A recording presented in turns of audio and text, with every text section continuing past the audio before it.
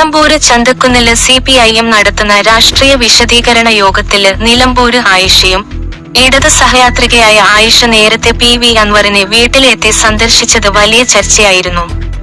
PV Anwar MLA തുടർച്ചയായി ആരോപണങ്ങൾ ഉന്നയിക്കുന്ന പശ്ചാത്തലത്തിലാണ് CPIM യോഗം സംഘടിപ്പിക്കുന്നത്. ഒരു മാസത്തോളമായി അൻവർ ആരോപണങ്ങൾ ആവർത്തിക്കുകയാണ്. CPIM പോളിറ്റ് ബ്യൂറോ അംഗം A വിജയരാഘവനാണ് ഉദ്ഘാടകന്.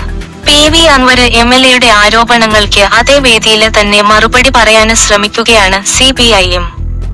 അതുകൊണ്ടാണ് അൻവർ ആദ്യം പൊതുയോഗം നടത്തിയ ചന്തക്കുന്ന് തന്നെ CPIM തിരഞ്ഞെടുത്തത്.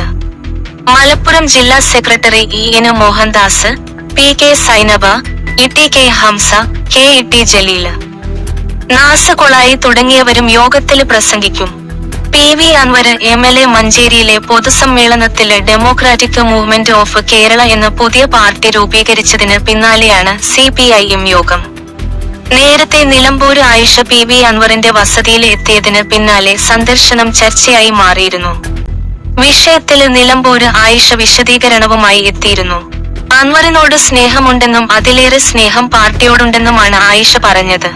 നിലമ്പൂര് ആയിഷ മരിക്കുവോളം ഈ പാർട്ടിയിലായിരിക്കുമെന്നും വളർത്തിയ പ്രസ്ഥാനത്തെ പെട്ടെന്ന് മുറിച്ചു മാറ്റാന് കഴിയില്ലെന്നും അവര് ഫേസ്ബുക്കില് കുറിച്ചിരുന്നു.